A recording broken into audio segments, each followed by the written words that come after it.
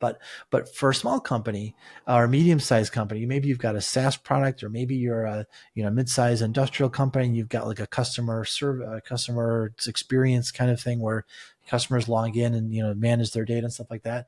That's going to be a lot harder for you. So if, I think for smaller companies, the issue is you don't have a lot of chances to rebound after an error like that. So if you've got an issue with a data leak or something like that, you're probably not going to recover. My guess is whoever that HVAC who famously was the inroad to the Target disaster a few years ago, my guess is they lost a lot of business. I don't know who they are.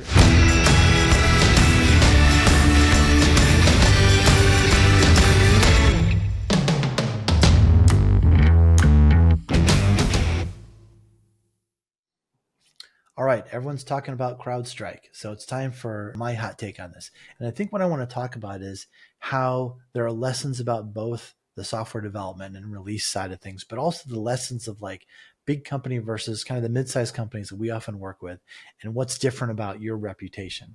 So let's start with what happened with CrowdStrike. So if you're new to this, it's Tuesday here that I'm recording this. It's been out for a few days. CrowdStrike is a company that released a software update that basically crippled, is it millions, tens of millions, lots of Windows computers. So Macs and Linux systems weren't affected, but you had to actually be already using this software, security software on your systems. And so crazily enough, one of the fixes was you just had to remove this one file off your system and reboot and do some things, whatever, to get back in business. Now, the trouble was a lot of people had bit protection on their systems, so that if you rebooted into safe mode and tried to remove this thing, you had to have a key for it, which meant that you had to actually have save that somewhere that you know how to get to. And if you didn't, you accidentally ransomwared yourself. And so that's kind of a big problem. And so what I want to get into is, okay, great. Kind of how did this happen, right? And so the work that we do creating software, there's a system, there's a process you should have for how you kind of engineer a quality product. And so to do that, you want to have lots of steps. And so if you're for our audience, if you're the CEO or owner or kind of management level person of a company, you should have an expectation around, if we're doing software development, it should go through these steps. And so, when you develop something, it should go through a place where an automated system is going to review what it is that was produced. So it's looking for things like, security and performance and quality and maybe standards around formatting, even like little stuff like that, right? And that when it gets completed, it gets pushed out somewhere where someone can take a look at it. So you should have a quality process where engineers who are actively trying to break it know how to look for the different things that the system does and can test things that maybe weren't even in the original assignment. So if you've updated section A, you should have systems in place that are able to test B, C, D, and all the way down to Z and triple F and whatever else you have, right? So you should have systems that are able to protect you from that. And then also automated systems, like systems where, not just people are looking at these things, but like systems can go and check all your stuff. And then on a deployment point of view, you should be able to move your code from wherever you developed it to a place that it gets tested. And even like having branches, and I've seen a lot of people online talk about this with CrowdStrike, where you want to have sort of like your current delivery of N, where you've got N+1, N+2, N+3, and you're able to test all the different variations of things, because it's such a big deal when it goes wrong. And when you think to yourself, you get into like kind of Six Sigma stuff.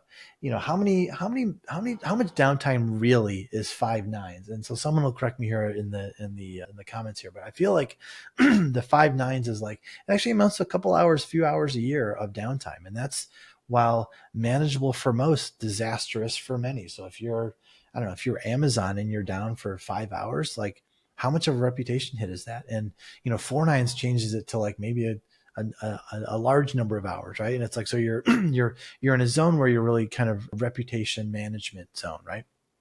So here's my hot take on the difference between what that'll be like for a large company versus a small company. So CrowdStrike is a pretty giant company. Is it worth, I think at the time of before the issue, they might have been an $80 billion company. I think they're down about 20% in the last week.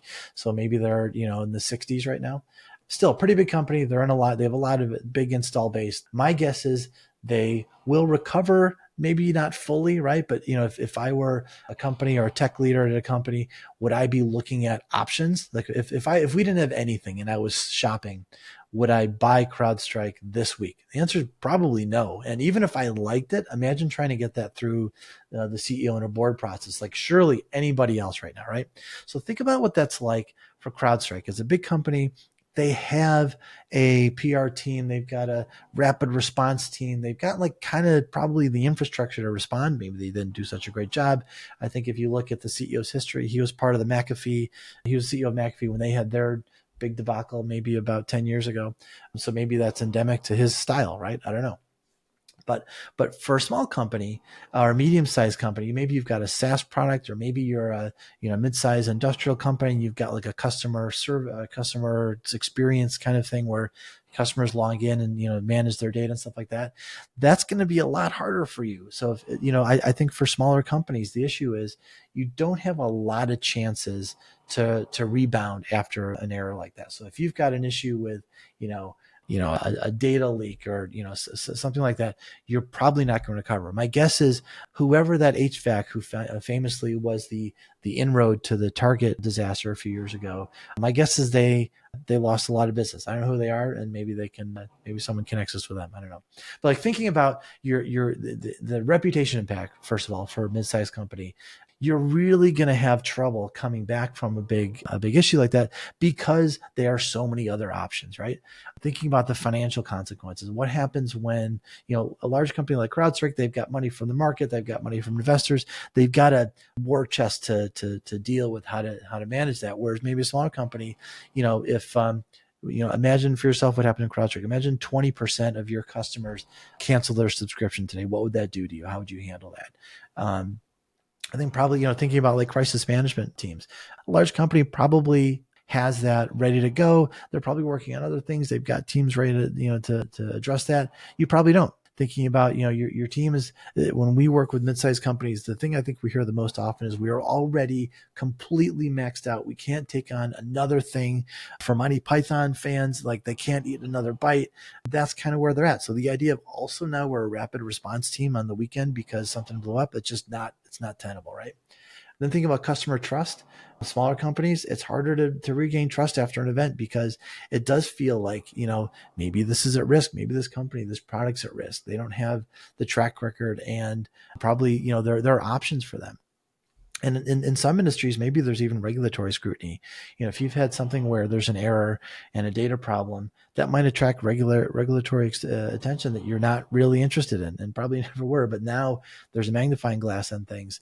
And, now you're getting questions about like, what are your, information security policies? What are your, physical security policies? All those kinds of things. Are you ready to answer those questions? This is a time for a market competitor to come in and say, actually, we do this better. This is something that might be exploited by rivals. My guess is if you go to, Google right now and search for CrowdStrike, I bet lots of companies are paying more than they used to compete for the keyword to say like, actually, we've got an option for you over here. Imagine what that's like at your level where there's probably a lot of options. I've also seen working with smaller companies, there isn't really the same level of redundancy built in and baked into systems.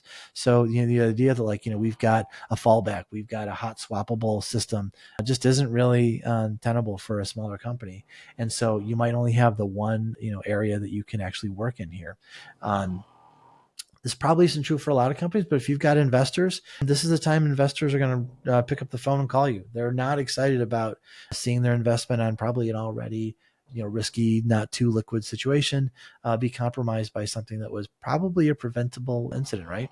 For companies that, like in the industrial space or supply, if you're any piece of a supply chain and this happens to you, all of a sudden, any buyer further downstream is going to look at, well, okay, how do I source all of our stuff? And now all of a sudden we've put at risk something that honestly, they may even really like you and like working with you, but from just a risk management point of view, this is like a 12-step process with, all these vendors involved. I just can't take the risk of this ever happening again.